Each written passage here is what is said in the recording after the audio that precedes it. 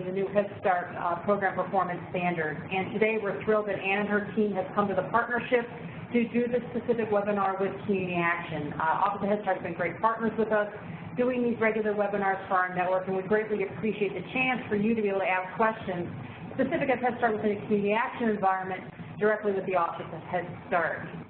We know the performance standards are going to be an interesting list, probably a big list in some ways. And I know that we sent out to you links to a lot of prep material, and I know Ann and her team are going to be assuming that folks in the field have done your homework, so I'm hoping you have done your homework. We are recording today's webinar, but we aren't sharing today's slides. Like after the fact, we'll send out a copy of the recording, but we really want to send you back to eClick in terms of the comprehensive materials that are up on the Office of Head Start site. That resource is tremendous. There are so many resources available. So again, we refer you back to eClick for additional detailed information. We are recording today's webinar. As we usually do, we will be able to look at your questions if you enter them into the Q&A window. That is our preference. We will be capturing all the questions. Whatever we get to over the next 90 minutes, great. If we don't get to everything, we will make sure that Office of Head Start has those questions, and we will combine them in a way that hopefully makes sense and feed them back out to you with the responses as soon as we possibly can. So with that, we are recording, don't forget. Please put your questions into the Q&A window. I hope you've done your homework, and refer you back to eClick for additional deep dive information. With that, I'm going to turn it over to Ann Linehan, the Director of the Office of Head Start and a great partner to the Community Action Partnership. Ann? Thanks. You just gave me a promotion. I want to clarify? That's okay. I'm the Deputy Director. Deputy Director of the Office of Head Start. Oh, my goodness. Dr. Enriquez was very pleased. So, you know, it's great to be back in front of our Community Action Partners. We always enjoy doing these. I have to say, at this point in the evolution of the performance standards, this is going to be as helpful to us as we hope it is to you. I'm going to ask my colleagues to introduce themselves. You'll see some familiar faces, and others will become more familiar over the next year. So why don't we start my far left? Thanks. Hi. Good afternoon, everyone. I'm Belinda Rinker. I'm a Senior Policy Analyst with the Office of Head Start. I work mostly in the area of financial management and facilities activities. Good afternoon, everyone. My name is David Jones. I am a program specialist. I'm also the Federal Project Officer for the National Center on Program Management and Fiscal Operations. Welcome. Hi, I'm Beth Malloy. I'm a social science analyst in the Policy and Planning Division at the Office of Head Start, so I've worked very closely for the last 3 years on these performance standards. Thank you. Well, let's get underway. And as Denise alluded, there was homework to do, so we're assuming that everyone has read the parts of these standards that we're going to be talking with you today. We do want to say there's a little bit of sort of hesitancy on our part when you break them up into sections of the performance standards. And really we want to say we're trying to focus on sections today, but we really encourage people to take a comprehensive approach when they're thinking about implementation. And so we don't want to start off with any indication that these are siloed, because I think as we talk with each other and you today, you'll see that there's a lot of interrelatedness across the standards. We're going to start out with program governance, and I don't know how many of you were at the NHSA leadership meeting last week. You'll probably hear some of the similar themes. But as Belinda keeps reassuring us that people need to hear something 7 times before it really sinks in. And that goes, I think, about 22 times. So David is going to lead us in the governance, and then we'll turn it over to Beth, who's going to take us through some pretty meaty program structure and management, and then we'll turn it over to our fiscal guru, Belinda. So David wanted to, so we want to make this informal. If questions come in while we're talking about something that absolutely are applicable, we're going to kind of try to address the questions as they come in. That's great. Okay, so we're going to begin with Part 1301, Program Governance. And I think it's really important for everyone to remember that we would want to encourage you to make sure you read the preamble, and that the Head Start Act should also be read in alignment with the standards. We've been encouraging our federal workforce and our regional TA to kind of scrub their brains with respect to everything that they knew about the old regulations and sort of experience these regulations with sort of a newfound clarity. Advance, please. So, you can advance to the next slide. Part 1301 governance is divided into about 6 sections, and it begins with the purpose of the purpose section of the final rule, and it outlines essentially the requirements for program governance.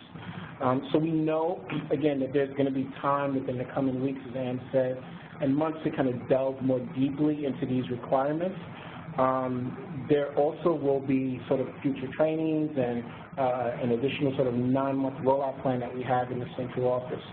But the requirements for program governance basically align with the Head Start Act, and to that end, we sort of chose not to reiterate the Act, but frequently cite the Act in the regulatory text. For example, rather than listing the composition requirements in the Act for the governing body, we included the citation from the Act. And it's important to note that there are occasional cross-references to other parts of the final rule.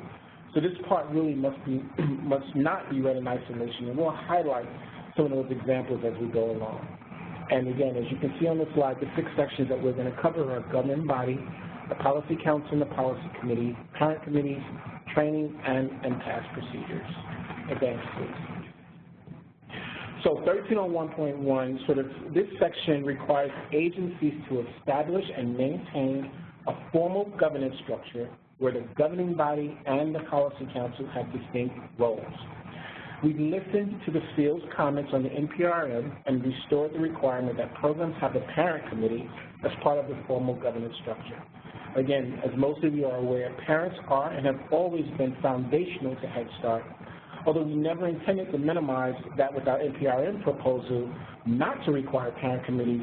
We have restored them in the final rule, and we're going to discuss that a little bit more in greater detail. Advance.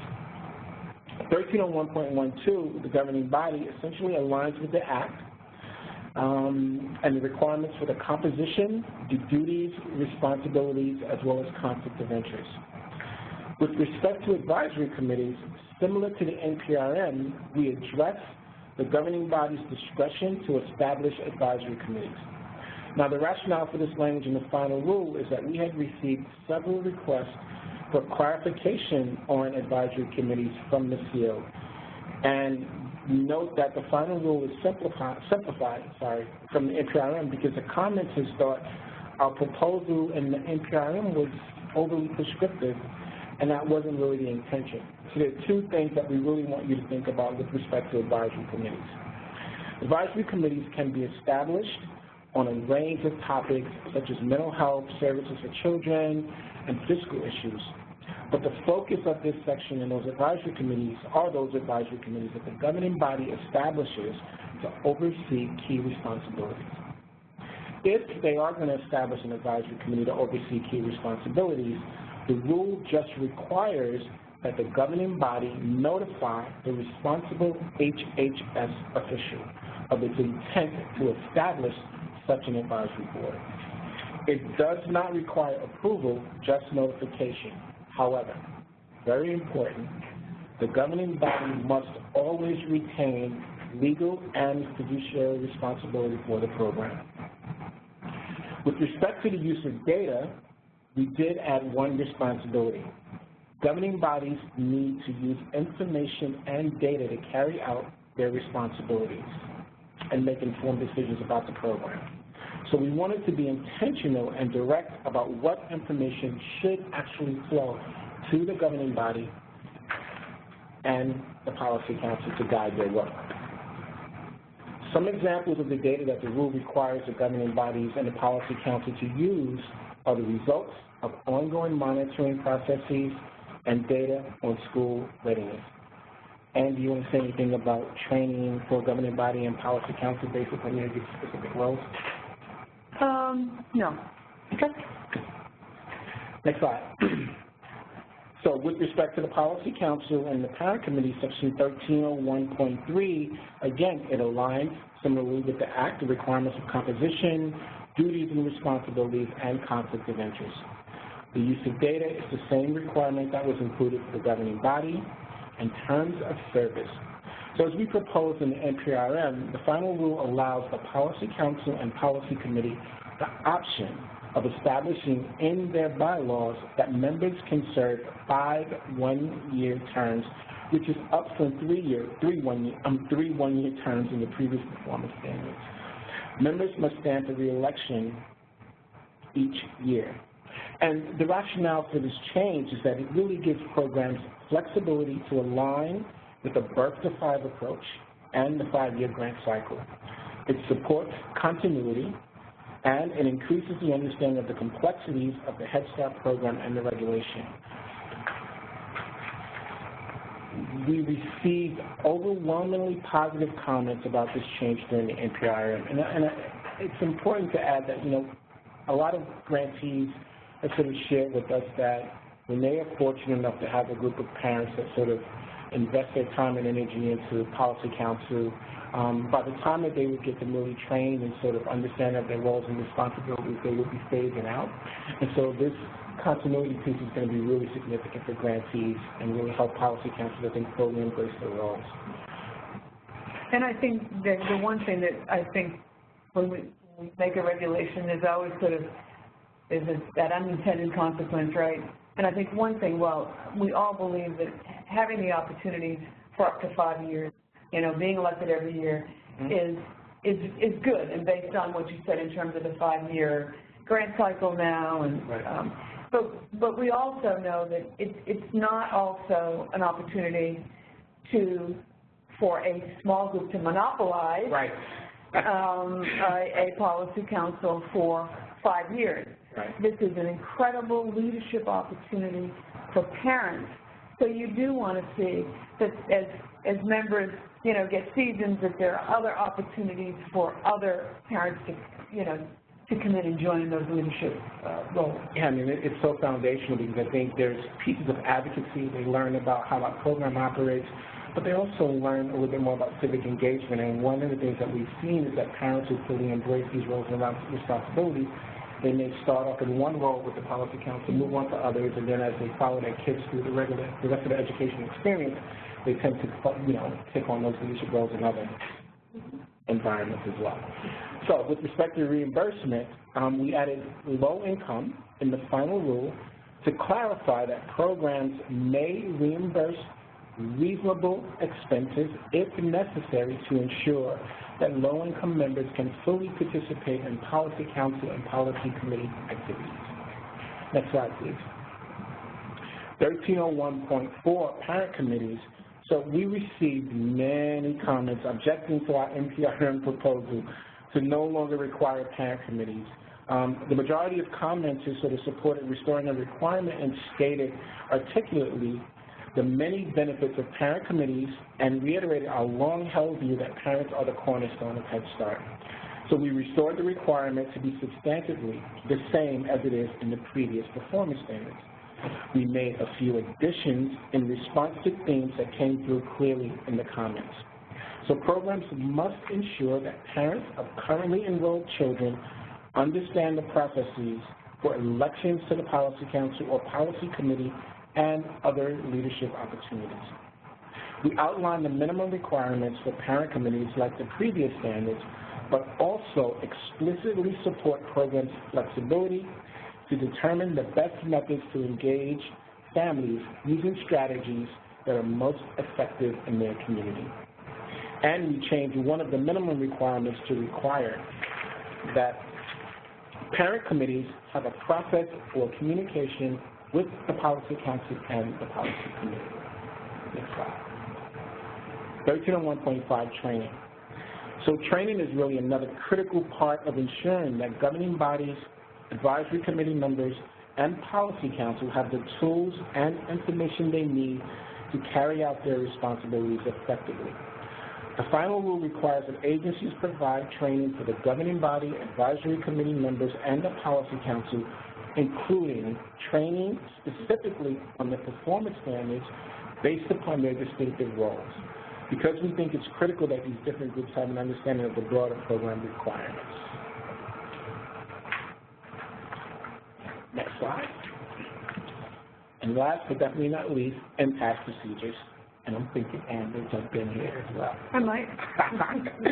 So the final rule requires that each agency's governing body and policy council jointly must establish written procedures for resolving internal disputes that include impasse procedures. You will see that the final rule differs significantly from the proposal in the NPRM. We received many comments about the proposed impasse procedures in the NPRM, the majority of which stressed that we had minimized the role of parents because giving the governing body the final decision made the policy council more advisory. So in response to comments, we established impasse procedures that are much more balanced between the governing body and the policy council. We also incorporated suggestions for mediation and arbitration, which commenters proposed. Note that the impasse procedures allow for programs to use decision-making processes that actually work for them. We heard a lot in the comments about successful impasse procedures, and the procedures outlined here are not intended to supersede those processes, but they build out these processes and include next steps if programs' decision-making processes do not result in a resolution. So overall, there are not a lot of changes in the government election. Right? And just a comment about this, and again, I think you said it, programs have strong impasse procedures. They just need to be sure that they add the arbitration, the mediation, part. If programs do not, because it's sort of been waiting for us, we're really not handing you an impasse procedure policy. We're basically saying you've got to go back and consider these things, and obviously there are requirements. We would encourage grantees clearly to do it now. Obviously, it's a requirement, but not wait for a crisis to occur. Right. So it's really something you want to do when there is not an issue or at hand. The other thing that I want to mention, and just to sort of, we met with a lot of directors from NHSA, and we had a session on governance. And what was interesting is some people were sort of disappointed. Disappointed because we didn't do more about the role of governance and shared governance and making that distinction between the policy council and the board. And one of the things we reflected on was, since the Act, we did take out shared governance, was intentionally taken out, but there were clear responsibilities to the policy council and the board. Absolutely. But there were many things that shifted to, you decide what the personnel policies are, both groups approve, and that's what you abide by. That's right. And that's what gave grantees lots of flexibility. Now, there were advocates among us who said, I think you guys have still diminished the role of parents. We don't think so. But again, I think we want to make a distinction between the Act always trumps the standards.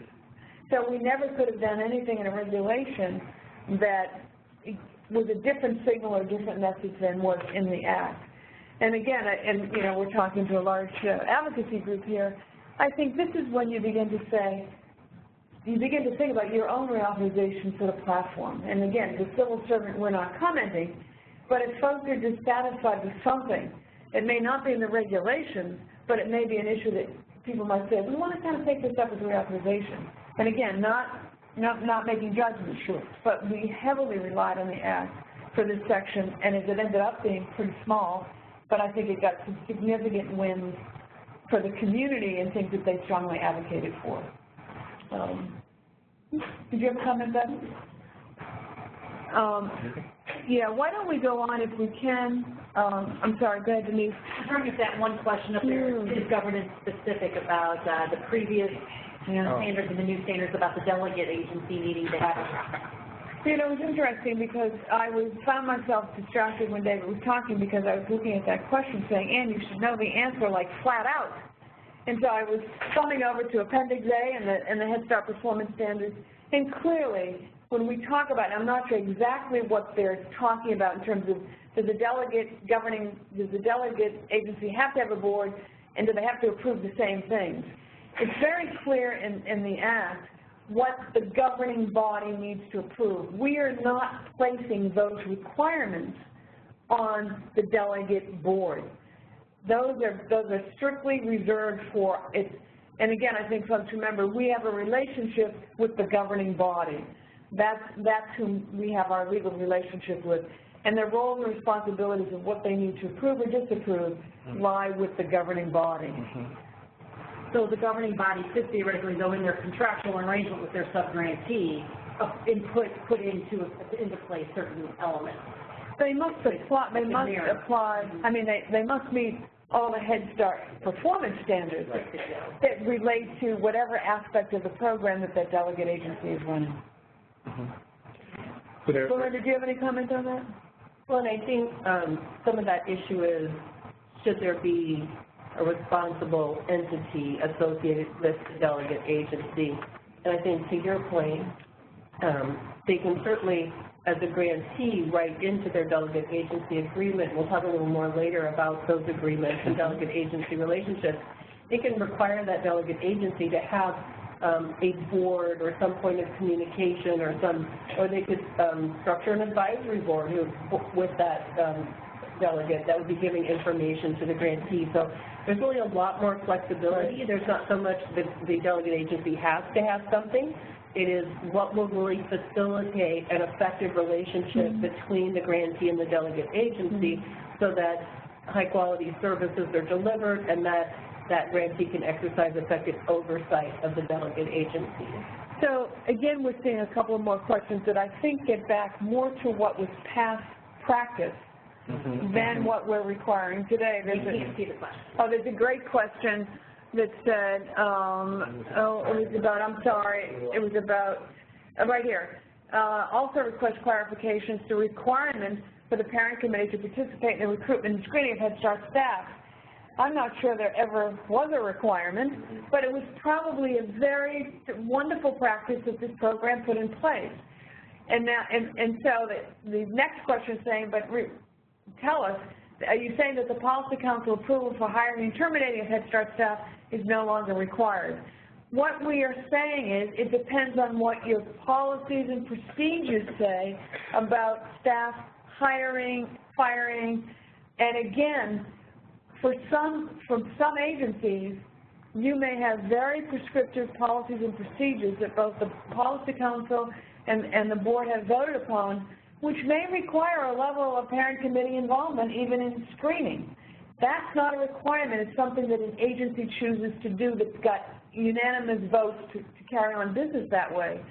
For other programs, they may have a situation that could go to the other extreme, where they may say there's a set of policies that really, that doesn't include any kind of intense board and policy council involvement in the hiring or firing, but that policy council has approved those procedures. So again, there's flexibility, and it's what meets the needs of the local community.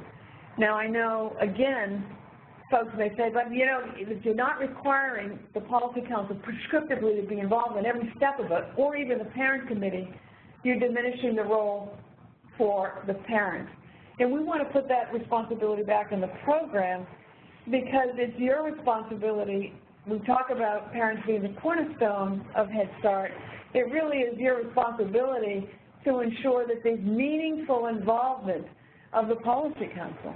And again, it could be in the development of those procedures. It could be those procedures are prescribing very specific roles for the policy council. Again, this is about flexibility, but it's not anarchy. There's got to be an agreement and there's got to be a development in which people say, this is how we're going to hire folks, and that would apply to many other things where there's flexibility given in the new standards. Well, it sounds like this is another way that these new refreshed standards allow us all to kind of reground ourselves on what is an actual requirement versus what is a locally interpreted practice. Exactly. Great. Another question it looks like here, reimbursement for reasonable expenses allowed for low-income parent council or policy council members, and we have community members serving on advisory committees. Oh, actually, we didn't even, that's an interesting question. That's an interesting twist, because we talked about our reasonable reimbursement of expenses were related to low-income members of the policy council. Now, this is an interesting question because they're applying the low-income to the advisory committee. I don't, and you know, we may want to punt on this one, but it seems to me if you've got an advisory committee that is specific, are we talking about the one that is doing, is it any advisory committee, or are we talking about the one that the board is delegating some of its responsibilities? I mean, and from an agency liability side, if you're the governing board, you're going to want to have some level of consistent policy. Right. Like only certain members receive reimbursement, or do all members receive reimbursement at all times? see, I think that we would have to take that one back, because the question here is you're not asking us about the PC members. Right. Because you've figured out what's allowable and reasonable. You're asking us about expenses for other, if they could have 5 advisory committees within an organization. So I think that we need to... Both an advisory committee and the board designated advisory committee. Right.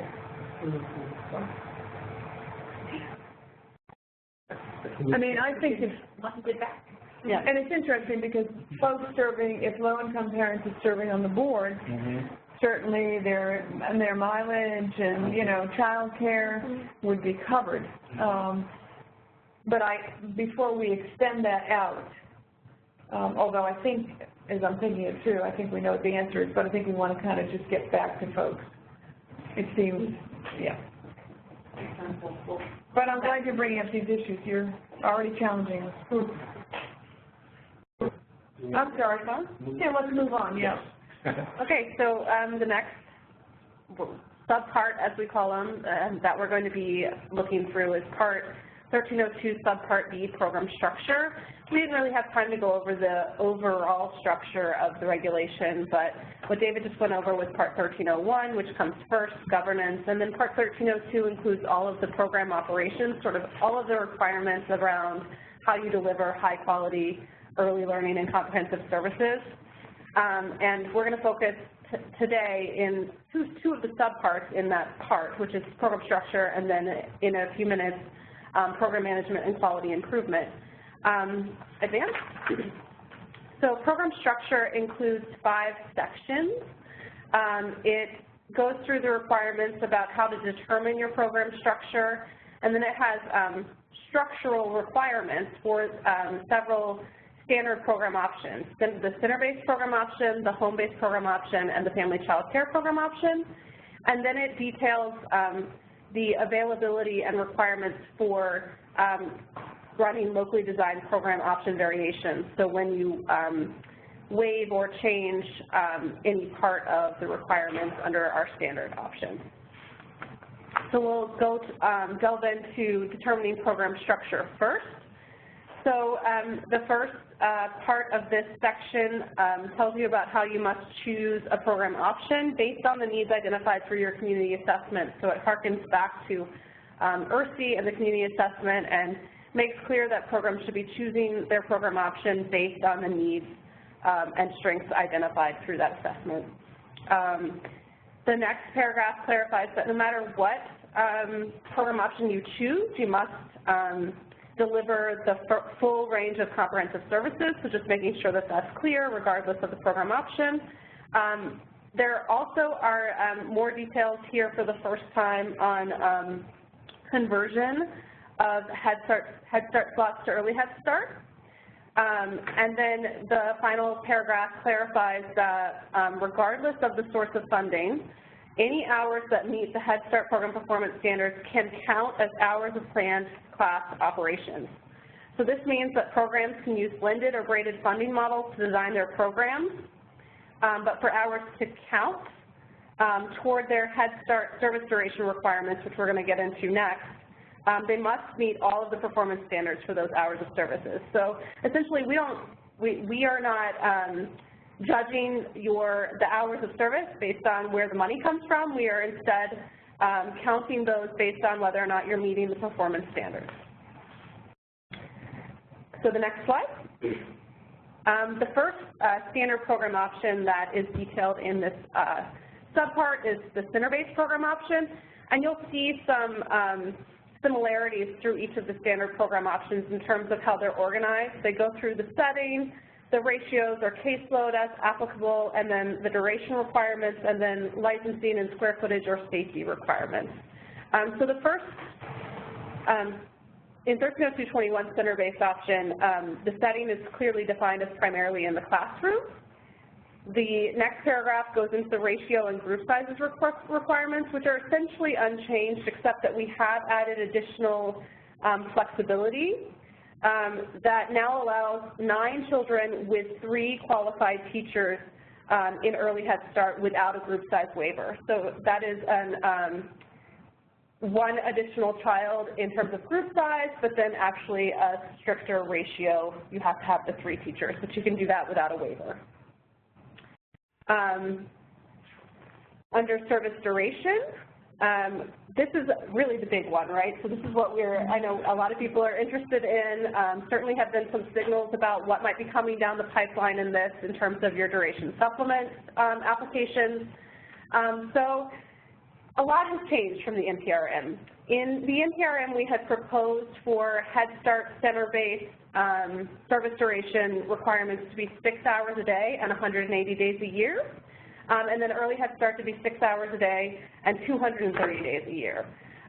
We heard loud and clear from all of the comments from the field and different organizations that, you heard and understood and often were right there with us in terms of the need for additional learning time, but there were lots of great reasons that perhaps the prescriptive 6 hours a day and a certain number of days per year was not ideal.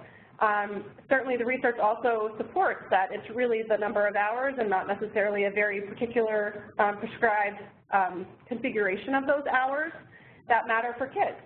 So we heard those comments, and the final rule gives a lot more flexibility for programs to design their own schedules within an annual number of hours requirement in order to sort of answer some of those very reasonable comments that we heard. So I'm going to start with early Head Start. The early Head Start service duration requirement is for all programs to offer 1,380 annual hours of planned class operations by August 1st, 2018. So that is the equivalent to what was proposed in the NPRM. It is literally 6 times 230, 1,380, but it gives programs the flexibility to provide a 5-hour day or an 8-hour day and adjust their calendars accordingly. And that's just the minimum requirement for early Head Start and for all of them. For Head Start, the service duration requirements are phased in over time. So the requirement is that programs provide 1,020 annual hours in their Head Start center-based program options. So that is the equivalent of 6 hours a day, 170 days a year. So there's a little additional flexibility from the math that would have been 6 times the 180 that was proposed. And then the requirement is that programs operate 50% of their center-based Head Start slots at the 1,020 annual hours by August 1st, 2019, and then 100% of their center-based Head Start slots at 1,020 annual hours by August 1st, 2021. So again, there's built-in flexibility there. There's two additional requirements. One is that programs must run for at least 8 months per year. And then the other is more flexibility than a requirement, which is that if a program is aligning with their LEA's calendar for grade 1, in order to support a partnership, then they can do so and be considered meeting the 1020 hours requirement, even if that is less than the 1020. Okay, so we have a good question that came in. So if early Head Start, we operate 1,380 hours, and this is less than year-round, can we do this, or do we have to stay at 48 weeks? Now, I got to read that question again. So I think this is what this question is really getting at, I believe, is has to do with how you're funded. And so the 1,380 is a minimum requirement to be considered meeting the duration for early Head Start. However, you're still, I don't know how to beholden, you're still required to, you negotiate a calendar in your funding. Right. I don't know how to talk about that, right? But I have to say, if someone is saying, and you know, gee, it's only 1380 and that's not quite as much as we're going, can we pull back and do we have to still go 48 weeks a year? I mean, you know, what we want to say is if you're meeting 1380, you know, that's, if you meet 1380, then that's meeting the requirement. But if you're going even more and it's working, that's great. Right. Because I think Head Start, early Head Start, we want to make that distinction. When we began almost 22 years ago, it was intended to be full year. It was intended to be continuous because that's so important for the infants and toddlers. So do you have some flexibility? Yes. But if you're doing more and it's working and it's meeting parents and children needs, exactly.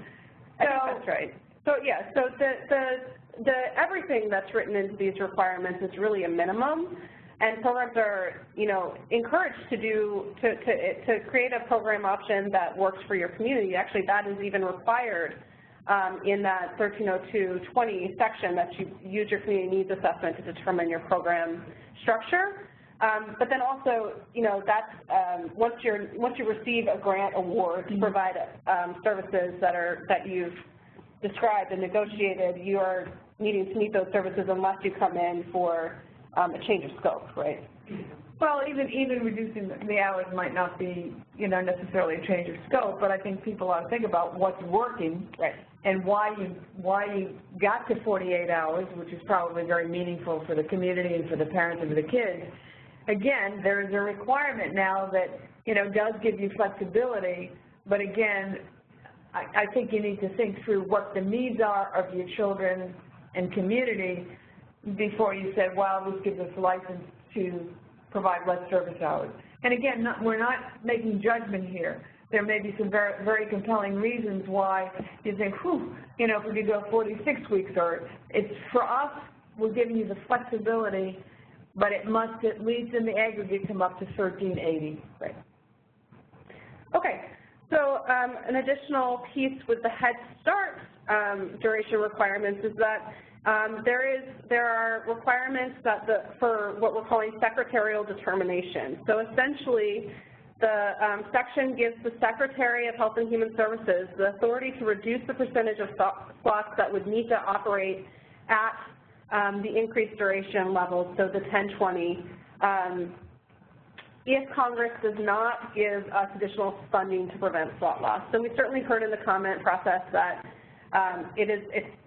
that we agree, we understand that it's important to provide more early learning exposure. However, you know, there's the other side of it in terms of access for kids. And so what we've done is we've written in the authority for the Secretary to determine if they want to decrease that percentage. So it might go down from 50 to some other percentage, or 100 to another percentage. And those are two separate determinations, and they happen 18 months prior to the requirement becoming effective. So the 50% requirement would be effective August 1st, 2019.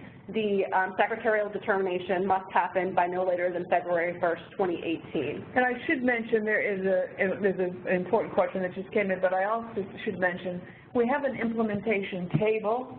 Mm-hmm. And what do we call it? The effective? It's the compliance table. Compliance table, which talks about the dates. So these dates that Beth is throwing out, they're in the requirements, but we also have a chart which helps people, I think, in their planning. I think one question, and I'm not surprised it came, because when you were talking about we count, you can meet your sort of your 1020 or your 1380 through a variety of funding sources. So I think the question from Elisa was for Head Start, can you repeat the information on meeting the 1020 hours if the program partners with an LEA? So programs can provide fewer than 1,020 annual hours, so that's the requirement, if they align with their LEA's requirements for grade 1, and alignment with the number of hours provided by the LEA is necessary to support partnerships. So that's intended to support programs that share buses or facilities with the school district, where adding an extra day or an extra half an hour to the end of the day for whatever reason would really disrupt those partnerships that they have in place. Now, you probably answered exactly what the person was asking. You know what I thought they were asking? What can I count towards the 1020 if I'm working with the LEA or other partners? Right. So that one I would go back to the source of funding, which is also in that 130220, so the section we were just in, which says that, again, we sort of, I guess, don't care, right? We're not worried about whether or not the funding comes from Head Start or from your partnership with the LEA. As long as you're meeting the Head Start program performance standards, so that's everything here, then you can count those hours towards. So if the LEA is meeting the Head Start performance standards, or there is another partner, and that's part of that child's day, right? Then that counts. Then it counts. So I wasn't sure which angle the person was coming at, but hopefully we covered both of them. Great. And that, I just want to point out too, I'm hearing you talk about we're not so concerned with the source of funding as long as services are compliant throughout the counted hours. That doesn't mean in terms of cost allocation for a facility or for some other purposes that you're not going to need to know where those funds came from. Right. Yes. It's a very good point, Belinda. That's why we have a team here. Yes. Keep us all in line. Right. And that's why I have to listen to the whole audio, not just take snippets out of it. Yes. I do also want to just remind folks that I keep throwing out this term, hours of planned class operations. I know it's a mouthful. We wrote it that way fairly purposefully, but we've also got a definition in our new 1305 section, which houses all of the definitions for the entire program performance standards. And it defines hours of planned class operations as hours when children are scheduled to attend.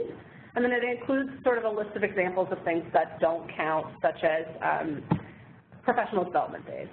So things that do count, we've heard questions that does lunch count, does nap time count? Those do count. Those are hours that the child is scheduled to attend.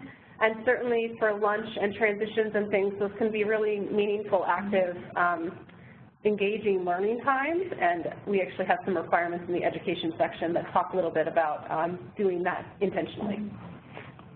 Okay, so there's an additional allowance for a one-year extension of the early Head Start center-based duration requirement, as well as the 50% Head Start center-based duration requirement if a program needs additional time in order to prevent displacement of children who are enrolled in the program at the time of publication of this rule, which was September 6, 2016. So if a child is enrolled right now and going to the early Head Start center-based duration requirement or the Head Start center-based 50% requirement would displace them from their slot, then you can request a one-year extension.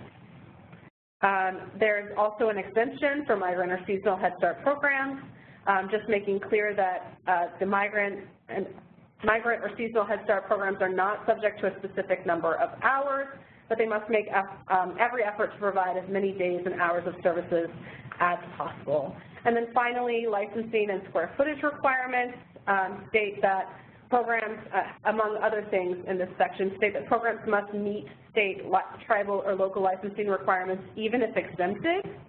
And if either the Head Start program performance standards or the state licensing standards, the program must meet whichever is more stringent. So we are not requiring center-based programs to be licensed, though your state might. We are requiring that you meet the licensing requirements. Okay, next slide. Okay, so this section always takes a long time. I'm going to try and see if we can speed things up a little bit. One thing to highlight in the home-based section, which is just very important, is that the NPRM had proposed removing home-based as a standard option for Head Start. We heard a lot of good reasons again and took a closer look at the data and realized that even though a very small number of preschoolers in Head Start are served by the home-based option, a much larger proportion of programs utilize it as as part of their menu of options. And we think that that's for really important and legitimate reasons. And so we have reinstated home-based as a standard option for Head Start. However, there's an additional piece to that, which is that a program cannot offer home-based as the only standard option or the only option that they offer to preschoolers. They must either also offer center-based or family child care or a locally designed program option in addition to the home-based option for preschoolers. Early Head Start, you can still do your entire program home-based if that is what is working for your community. So setting just clarifies very quickly that home-based program occurs mostly in the home. Caseload requirements are unchanged from the previous standards. They require an average caseload of 10 to 12 families with a max of 12. Service duration, the Early Head Start service duration, again, similar to the 1380, reflects what Congress has always said about Early Head Start, which is that it should be a continuous program. And so we have defined continuous program as 46 home visits per year and 22 group socializations. One important change here is that we now require that those group socializations be distributed over the course of the program year, and this was changed from the more prescriptive requirement in the NPRM that there be 2 group socializations per month. So we just want to be sure that programs understand that we think their group socializations are more effective if they are spread out and throughout the program year, but want to give flexibility, for example, around the holidays when it just doesn't make sense to have that second group socialization that month. So I'm going to upset the apple cart here and go back to 2 questions because I think they're so important. Because I think people are getting a little bit confused around the 13 and 1380 and who that applies to. And again, I think adding 2 concepts together. With an Early Head Start program using facilities at an elementary school, because we talked about the alignment of Head Start, right? So if I'm an Early Head Start program and I'm in a school system, can I align my hours and get a waiver so I can do less than 1380? So a program in this situation could certainly apply for a locally designed program option waiver in order to waive the 1380. It is not written in as a standard flexibility for Early Head Start to align with the LEA. So that alignment was intended for Head Start for preschool programs only, not for Early Head Start. That's correct. And I think there is another question which, again, we want to clarify. The 1380 is a requirement for Early Head Start. And again, someone is saying if the sites have another funding like voluntary pre-K, so I think the person's referring to pre-K, that requires 540 instructional hours, can the hours be counted twice?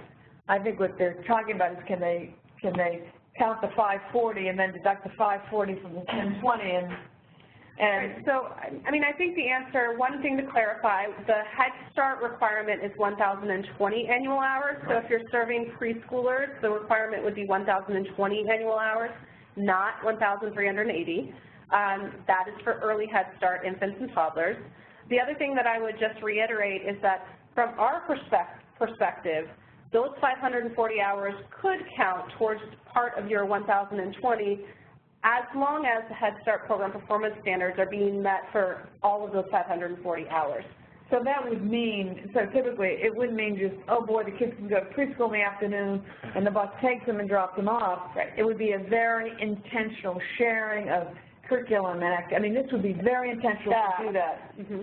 If you're then saying we're going to have Head Start in the morning and pre-K in the afternoon, we're saying you can count it if, but it's a big if. It is a big if. I think most places where we've seen that work, it is more seamlessly integrated where the funding is truly blended and braided. It is not a separate program in the morning and the afternoon.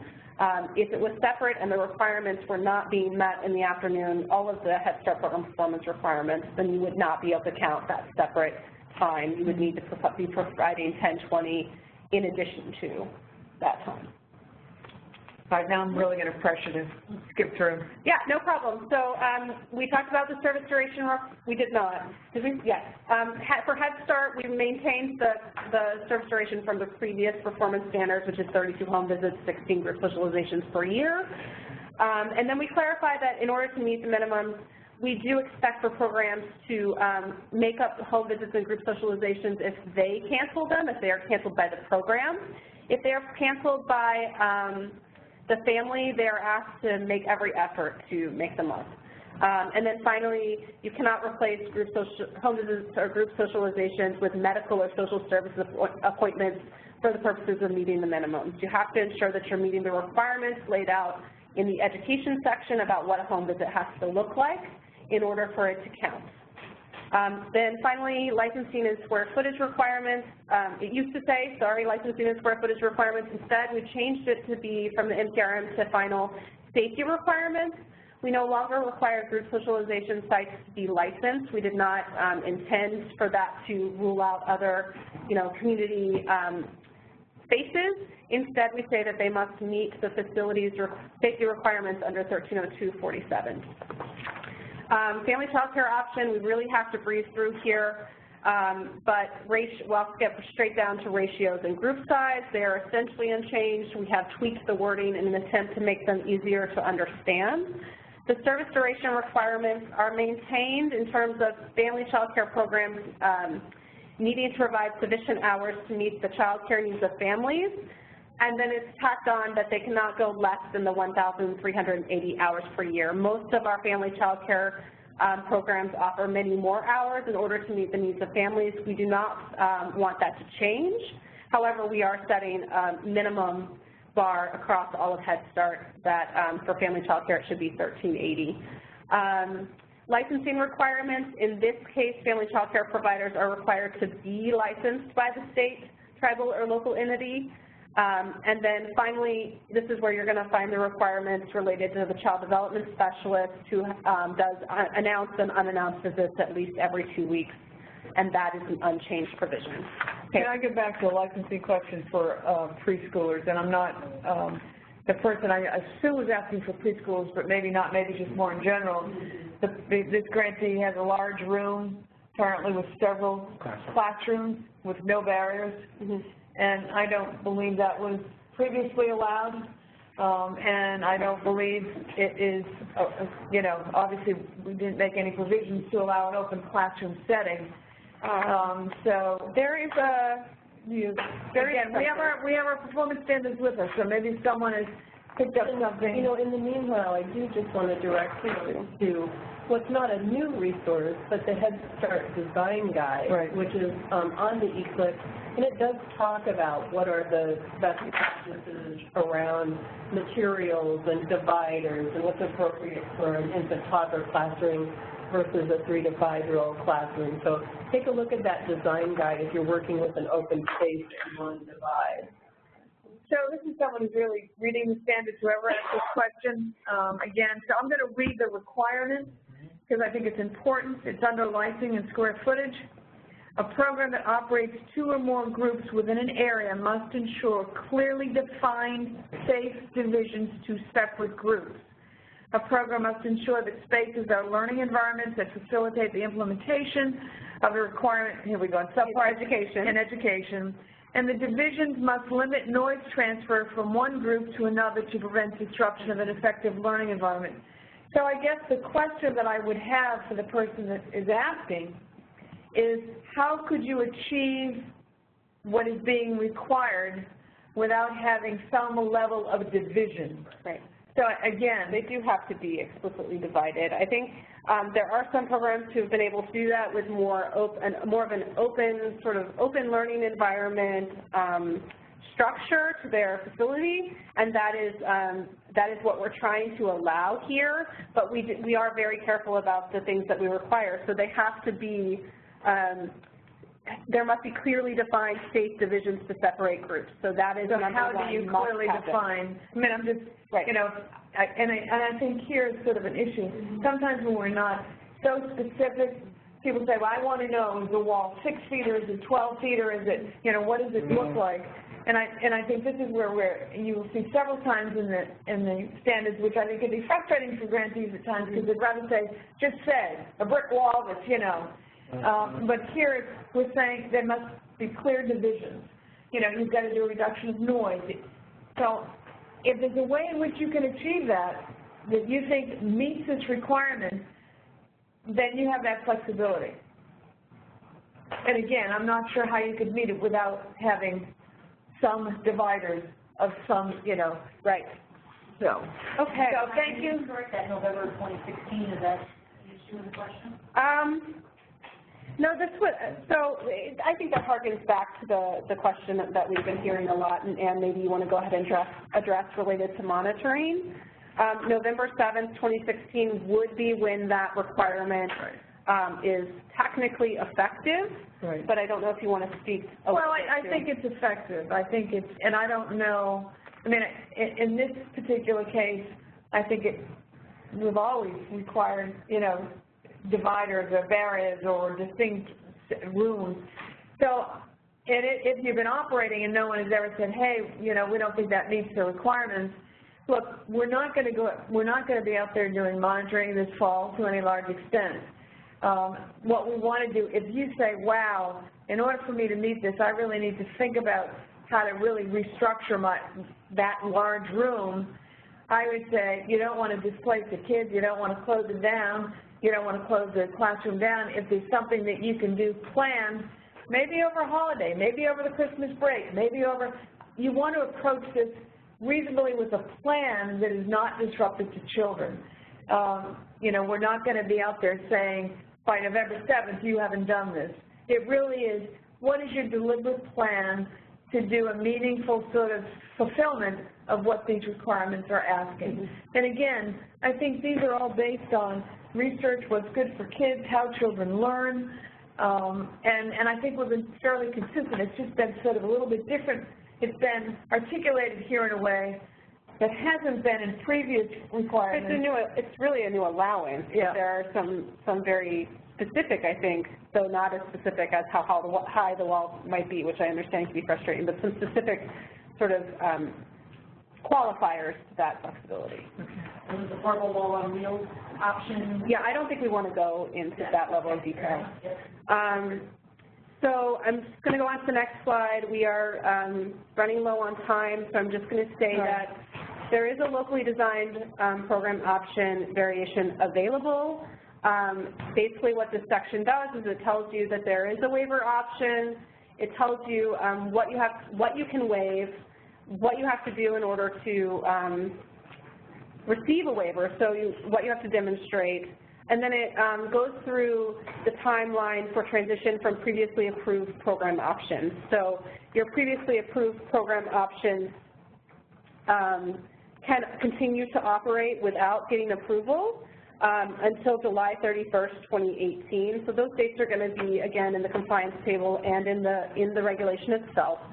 But the point being that if you are currently operating a locally designed program option, you do not need to get an additional waiver, a new waiver meeting these requirements of whatever it is that you're waiving that you don't meet in the new standards until basically August 1st, 2018, so up until July 31st, 2018.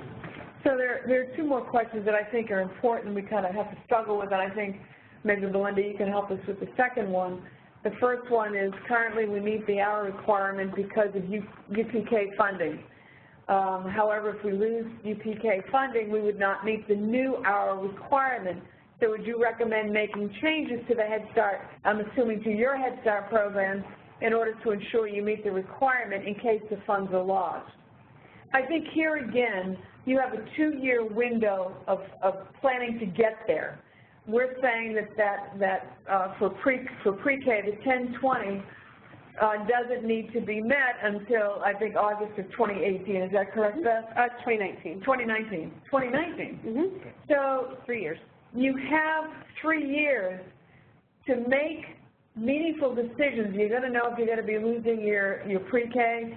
You may decide if you lost your pre-K after this year that you'd want to keep the number of children and that you're serving with the hours, and then you might think for that third year, well, we may have to do a reduction. There also may be additional funds made available. We certainly can't guarantee that, but we received some that went out through the duration supplement. It's certainly possible that there would be additional funds. I think to start thinking about it and certainly plan to make your decisions, I would say, leading up to, but then also after the date for the secretarial determination, so that you know precisely what the requirement is going to be in August of 2019 and then August of 2021. So this gets back to Dr. Enrique saying, you know, people got to kind of, whew, you know, the implementation time is an out date. You've got an opportunity to think about it. You know, the fact that you're going to lose the funding or not. You've got time to do planning. We want to keep stressing that. I think the next one, Belinda, because I think we have a definition of double dip. It's not double dip, but could you walk us through that question? I think it is important. Yeah, this question asks posed in terms of funding, and it says, as to funding, is it okay to double dip the funding? And I'll take that as a separate question, and the answer to that is no. Funds can be used to supplement one another to provide comprehensive services during an extended number of hours of the day, but you could never use two funding sources to pay for the same service. And so the further example says, in 1 year I can give Head Start 480 hours and the state 540 hours, and that equals 1,020 hours, therefore I've met the requirement. And in essence, as far as meeting the hourly requirement, the 1,020, if the state hours are fully compliant, meaning they meet all the terms and conditions of the Head Start or Early Head Start performance standards that are applicable, those would in fact count towards that 1,020. That does not, however, mean that you can get $2 to pay for the same service. So cost allocation is still required. Our performance standards did not replace the uniform guidance, the new financial regulations that went into effect in 2014. So standard cost allocation would still be required. You would need to determine that you weren't supplanting one source with another and that you weren't double charging two different sources for the same service. Given that from the financial perspective, as long from the programmatic perspective, as those hours are fully compliant, then they can be added up to meet those minimum service hours. Okay, thanks. Yep. I'm a little bit worried about time, and I'm wondering if we should shift to Belinda for you to go through the administrative and fiscal, and then we can decide what kind of questions we have, and then come back to Beth to do management. Management is certainly important. It's a lot about systems, and it's kind of conversational. It is. But why don't we switch and see where we are at the end of the time? That sounds great. Thanks, Dan, and thanks, Beth. We're going to go ahead and move to the financial and administrative requirements in Part 1303. Part 1303 has 6 subparts. And, you know, when we look at, you know, governance or delivery of program services, many of the subparts tend to intertwine and work together to create a whole. But in this particular area, the financial and administrative requirements, each one of those subparts stands a little bit on its own. So, for example, protection of privacy of child records isn't really strongly related to the financial requirements for the transportation, but they're all important aspects of what you need to do because you're receiving Head Start funding. And just to summarize, of those 6 subparts, Subpart A is the financial requirements, and we give you the sections below each of those. Subpart B is the administrative requirements. There is some important language in Subpart C, some new language about protection for the privacy of child records. Then we have Subpart D, again, some important changes, delegation of program operations. Subpart E, facilities, I know that's pretty high level of interest, and there are quite a number of changes there. Subpart F for transportation, not a lot of changes in transportation, and all of these regulations are effective November 7th of 2016. None of these have an extended horizon for implementation. So just a couple things on our next slide that you also want to keep in mind.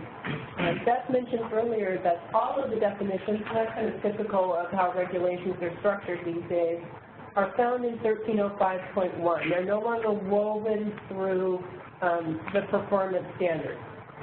And also, another thing we also did not do in the performance standards is try to paraphrase or repeat things that are actually covered elsewhere, either in the Head Start Act, maybe in the USDA Child and Adult Care Food Program, or in the Davis-Bacon Act. So we're not restating things that apply under other circumstances. But from financial and administrative, I do want to just give you some guidance that you'll want to look at the Head Start Act. You'll certainly want to look at these regulations. And as you're looking at these regulations, keep those definitions handy. So, for example, we have a very clear definition of federal interest, and it's different than we used to have. We have a new definition of financial viability that's very different than what we used to have. Some of you may remember the kind of tortured definition of major renovations we had in the past, which was $250,000 adjusted by Consumer Price Index. Then unless you made major changes to the structure, and it was very complicated. We kind of said, you know, elsewhere in the administration for children and families, they use a straight $250,000 definition of major renovation. So we're going to do that too. And in the past, it's been a little difficult to differentiate between what's a renovation, what's a repair. So we put a definition of repair in. And this is just to give you a few of the highlights. But what I would encourage you to do is don't assume because you've seen a term before, you know how it's defined. If you're working with a term, take a look in 1305.1, make sure that you know what the definition of that term is, because it may have changed or there may be new definitions that you need to be aware of. So spend some time just looking through 1305.1. Just a few other things that are not in 1303 that I want to bring to your attention. In the staff qualifications section, there is a new requirement that for any fiscal officer hired after November 7th of 2016, that fiscal officer must be either a CPA or at a minimum have a baccalaureate degree in accounting, business, financial management, or related fields. So you'll want to keep that in mind when you do advertising for positions, when you develop your position description. That's going to require some changes. And just note, this is in addition to the requirement which we continue to have that there be someone with fiscal expertise on the governing body. That's in the Head Start Act. The performance standards don't supersede the Head Start Act. And then just one other thing to keep in mind in 1302.101, the management system section, it talks about maintaining an automated accounting and record-keeping system adequate for effective oversight. So if you're a grantee who's still relying on a paper financial record-keeping system, now's the time to start looking at what it's going to take to move to an automated accounting system. So that's just a real brief summary of 1303 and then some of the related issues, and I'll delve a little more deeply into those as we move forward. Let's look at the next slide. I do want to encourage you, when it comes to financial management, it's really a tripartite or a three-legged stool that we stand on. Don't forget the Head Start Act. Particularly, don't forget those requirements in Section 642. Some of the new requirements specify the use of data to inform the governing body, inform the policy council. That's talked about that. Be thinking about how will you prepare and deliver financial information to meet that data requirement? What's that going to look like to be of real value to the recipients? And then don't forget, some of us in the fiscal world have been working through new regulations for quite a while, but we are still covered by the uniform administrative requirements, cost principles, and audit requirements for the Department of Health and Human Services that were implemented in December of 2014, and those are found at 45 CFR Part 75. So as you're thinking about what fiscal operations look like, what your policies and procedures look like, you're going to be sitting and looking at the Head Start Act, you're going to look at 45 CFR Part 75, and you're going to look at the new Head Start program performance standards, and you're going to take those all together. Now, we were aware at the time we developed the performance standards of the uniform administrative requirements, and so we believe that they remain consistent throughout. But again, since we cross-reference the uniform guidance, we're not restating things from the uniform guidance. It got very confusing when we had something in a financial regulation and then it was paraphrased in our Head Start performance standards with maybe 2 or 3 words being a little different, and everybody had to figure out what does that mean. So if it's referenced elsewhere, we'll just cross-reference. We're not going to try to restate that in the performance standard. Let's just jump forward to the next slide, and we'll talk a little bit about what's in each of those subparts. So first of all, Subpart A is a little bit of clarification. It makes sure that we know that the uniform guidance continues to apply. It makes a cross-reference to the uniform guidance and also directs the reader to remember that the Head Start Act still requires non-federal match and how that applies, and that the administrative cost limitation still applies as well. So remember, the Head Start Act did not get superseded by these regulations. And since we are not repeating language that's in the Head Start Act, there can be a bit of a misperception that something used to be in the performance standards, now it's gone, therefore it must no longer apply. It may very well be no, it applies, it's just stated elsewhere, either in the Head Start Act, in the uniform guidance, in the CACFT regulations, or something like that. And I would just interject, Belinda, that at least right now, in terms of your first reading, this is where the preamble can be quite helpful, because that will clarify questions about whether or not these things still apply and make it clear that they do still apply even though they're not in the standard. Exactly. And Subpart B similarly reminds the reader that the Head Start Act requirements continue to apply. So all those requirements, and one time on a long plane flight, I sat down and highlighted all of the fiscal requirements that are in the Head Start Act, and there are over 40 of them. So, you know, most of your fiscal requirements are not in the Head Start performance standards. They're in the Act, they're in the uniform guidance, and you need to be aware of what the performance standards provide. So Subpart B will tell you, yes, the executive compensation limitations in the Act, the application of the Davis-Bacon and related acts continues to apply, and there's also some fairly new language in Subpart B that relates to insurance and bonding. And this one is a bit of a shift, and we got some questions about it, and I'll paraphrase the language. It essentially says that grantees need to engage in a risk management process that assesses the risks that apply to them, and then obtain relevant and cost-effective insurance coverage for those risks. So as part of the agency's overall plan of implementation, when they're thinking about how do I decide what kind of insurance is needed, we're not going to tell you what kind or what level, but we're going to expect you to have gone through a thoughtful process to determine that. So, you know, my home state of Nebraska, we worried a lot more about tornadoes. If I'm in Baton Rouge, I should worry more about flooding, right, and have appropriate coverage that reflects that decision. I know we had a question earlier, and I'll digress just briefly, on the Davis-Bacon Act. And this is one of those areas where I think we got some confusion because we did take the specific reference in the performance standards to the Davis-Bacon Act out.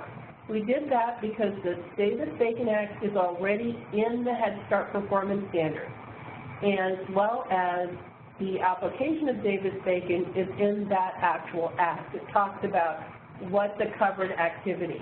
And so it's really important to recognize the Davis-Bacon Act still applies to any covered activity based on the language of the Davis-Bacon Act. So you can't use the Head Start performance standards to decide when the Davis-Bacon Act applies. Initially, we put a lot of Davis-Bacon materials on the Early Childhood Learning and Knowledge Center website because we didn't really feel the Department of Labor had a lot of user-friendly materials. That has definitely changed. So if you're spending Head Start funds to engage in any kind of construction activity, and that's very broadly defined in the Davis-Bacon Act, you need to be looking at the compliance toolkit that's on the U.S. Department of Labor website. That's really where you should go to get the best resources. So we have definitions in Head Start. Department of Labor has definitions for Davis-Bacon Act. They don't align, and so it's important to know which applies and when. For example, we talk about major renovations at a $250,000 threshold. Similar activities for Davis-Bacon coverage would start at $2,000, much, much different threshold. So be careful not to try to condense Davis-Bacon into the performance standard. That's a separate requirement. The Subpart C is new language. It's something I think grantees have typically had record policies to address, but it does go through all of the steps that a program needs to take. Also talks about if you're an education institution, how these requirements relate to the FERPA requirements, but it requires programs to establish compliant procedures to protect personally identifiable information for children, for families, and for staff. And this is one where compliance, I think, is pretty straightforward, just stepping through what's required in Subpart C. All right. Let's take a look at the next set of Subpart B. Talks about how grantees engage in delegation of program operations. And there are several changes in this section. First thing, we want to be really clear that a delegate agency is a subrecipient when we look at compliance requirements under the uniform guidance. So you'll want to look at the uniform guidance when you start structuring your delegate agency relationships and agreements.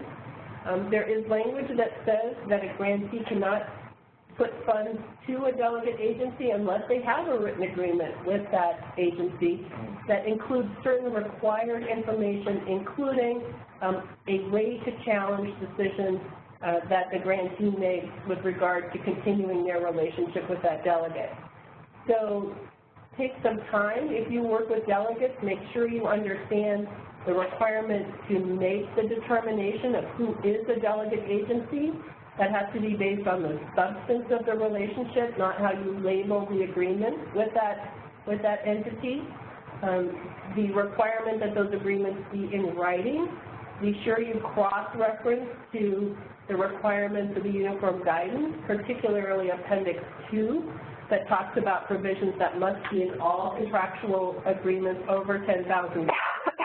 And look at when do I need to provide a copy of the document to my regional office. You're required to submit your delegate agency agreement for approval, but you are not required to involve HHS in your resolution process if you decide you're going to terminate a delegate agency.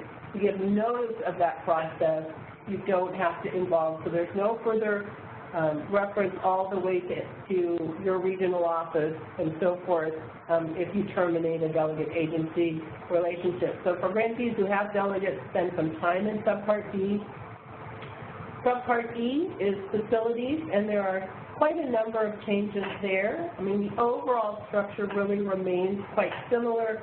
There's still an application. There's still a requirement for a notice of federal interest, but the elements in the notice of federal interest and how it is either filed in the public record or posted have changed a little bit, and there are some important length of occupancy requirements if you want to do a major renovation on leased property, or you want to do actually construct a building on property that might be owned by a third party. So this is one where you want to pay special attention to 1305.1 because many of those definitions have changed. Take a careful look at the application requirements. Make sure that you have compliant procedures. It is required now, for example, if you are filing a notice of federal interest, that you provide a copy to that notice, to your governing body in advance of filing, and provide an acknowledgement that you have in fact provided that information to the governing body. And then Subpart F, as I mentioned earlier, are the transportation provisions. There are relatively minor changes from previous requirements, but certainly if you're an agency that provides transportation, you're going to sit down with your policies and procedures, make sure that you're fully compliant. So that's a little bit of kind of the bits and pieces, and what are the recommendations moving forward? Let's go to the next slide, thanks. It's going to be really important. In Fiscal, there are not as many changes as there are in the other areas, but there will be a huge fiscal implication in implementing those changes. And so if fiscal folks have gotten used to very minor incremental changes in the budget from year to year, we look at these horizons, some of which go all the way out to 2019, 2020. That means your budget forecasting has got to be a lot further out and be anticipating a lot more change than it probably ever has in the past.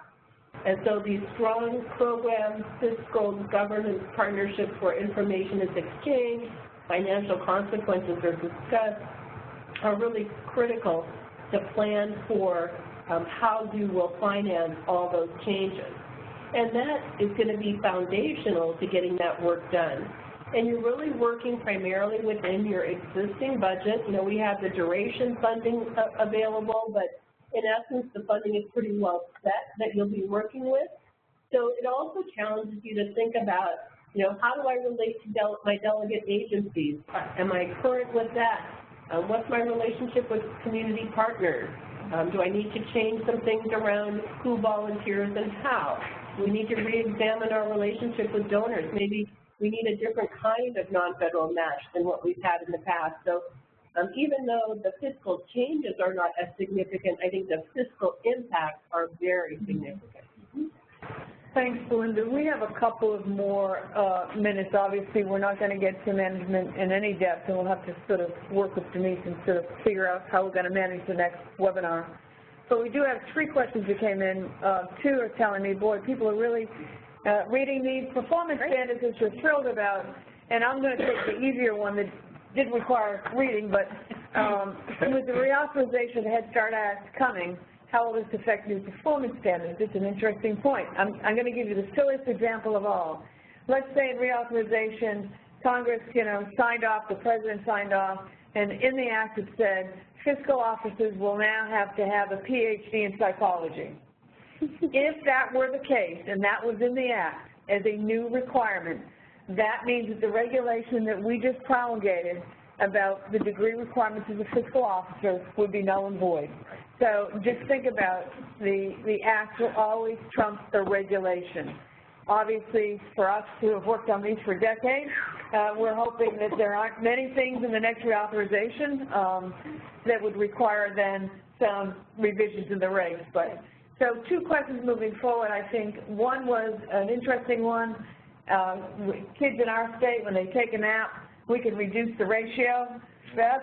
Right. So we have, it's interesting, you're picking up on some, again, some additional intentional flexibility with regard to ratios and group size. However, you referenced 1302, paragraph B, subparagraph 1, and then 2i, says during nap time, 1 teaching staff member may be replaced by 1 staff member or trained volunteer who does not meet the teaching qualifications required for the age.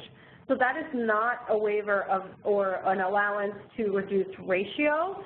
What it is an allowance during nap time to meet the ratio requirements with someone who does not meet the qualifications for the age group for teaching. So it allows your teacher to potentially be out of the classroom for professional development, for other activities, as long as you have another adult there, a staff member or trained volunteer, to still maintain your ratio requirements. So the other question is, and that question we are responding specifically to NAP. That's right, NAP.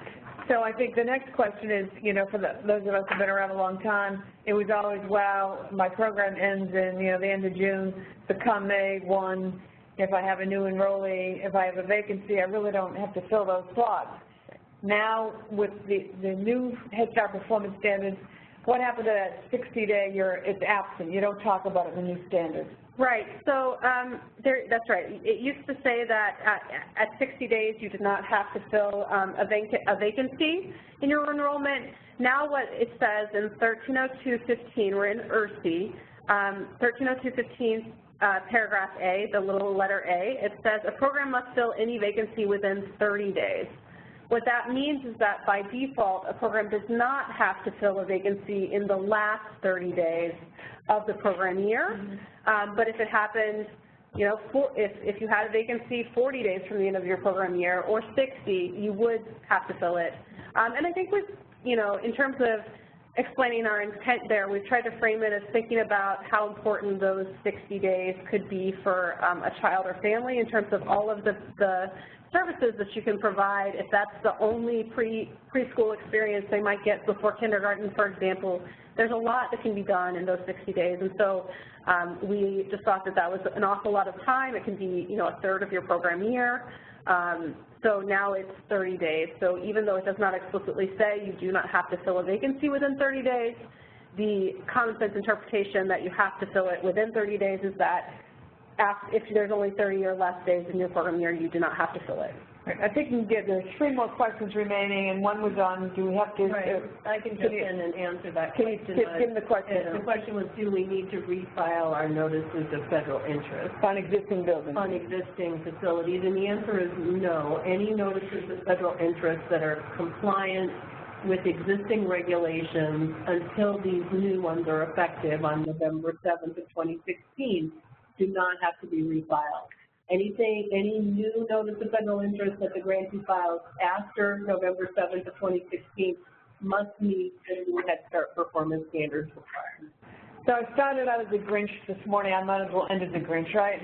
The next question is, will there eventually be one document that will outline all the regulations that a program must follow so they do not have to search multiple documents? The answer is no. And we say that because the federal government-wide has regulations that are applicable to all programs. Then within the federal government, those that are regulated by federal regulations, there are distinct programs like Head Start. So you're always going to have the big government-wide regulations that apply to Head Start, and that's consistent with the Part 75. Part 75. 75. Excuse me, I was going to go back to say 74. Yes. And again, programs like ours are reauthorized about every 5 years, although that ends up being every 8 or 10 years.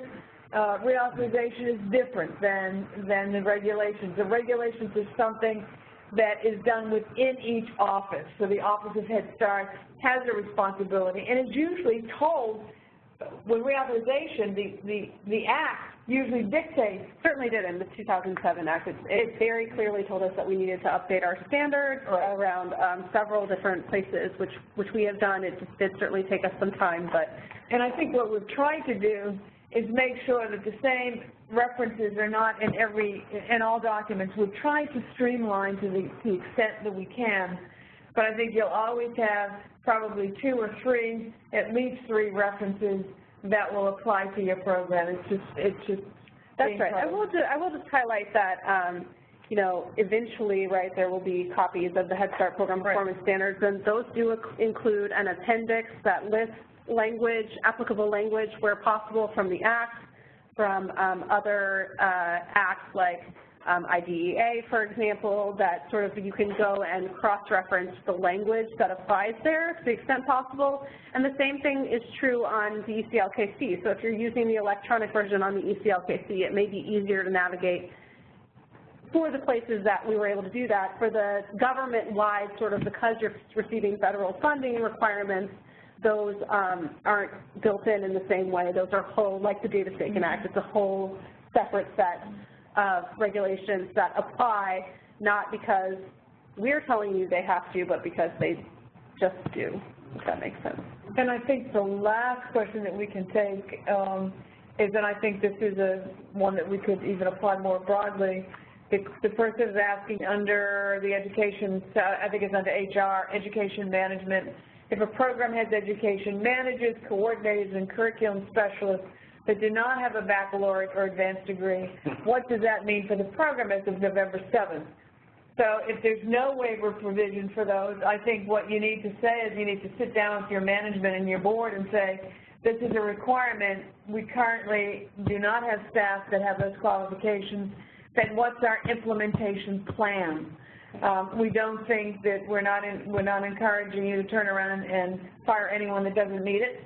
I think you need to take a lot of factors into consideration, but you have to have an implementation plan that's going to get you there.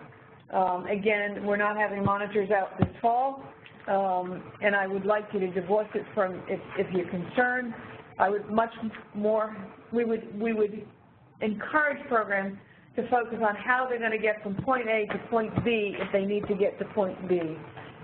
Through, you know, and that's budgetary considerations, staffing considerations. Again, I can just highlight one additional thing. So the particular question was actually about something, qualification requirement that was required by the Act. The new qualification requirements in the program performance standards are all built either to only be applicable to new hires or to have some kind of delay.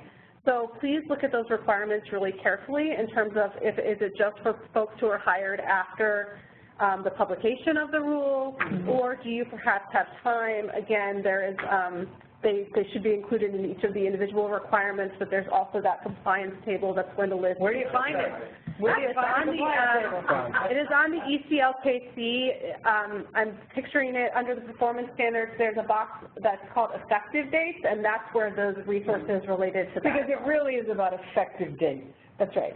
So, and the compliance table language is just federal regulation E's basically, but it is. It's about when do I have to, when are these requirements effective for programs? And again, Beth mentioned, you know, I don't know if programs can see this, but we will be sending programs a wonderful copy of the Head Start Performance Standards, and in the back of it, in fact, the appendix, and on page, 155, when they get it, is a compliance table, but that will be in the hard copy the programs receive, but it's on eClick now. Also, it is also in the preamble. So on the eClick, in the entirety of the preamble that is posted there, the compliance table is also there. So there's lots of ways to get to it. Now the next webinar, I think, is October 24th, and we are going to focus mainly on services to children, you know, health, education, social services, engagement, but I think we have to figure out how we weave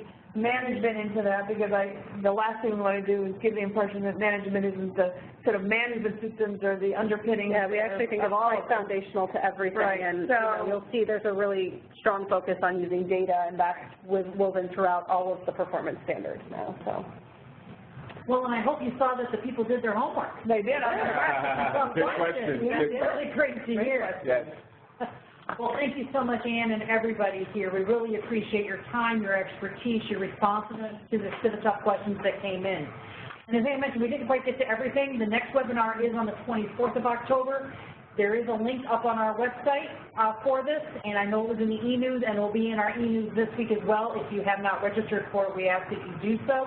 Please send in your questions as much in advance as possible so we can get them to the Head Start team early so they can come in prepared to address those questions specifically. That would be incredible. Yeah, we don't like to be stumped in these, you know. I know, none of us do.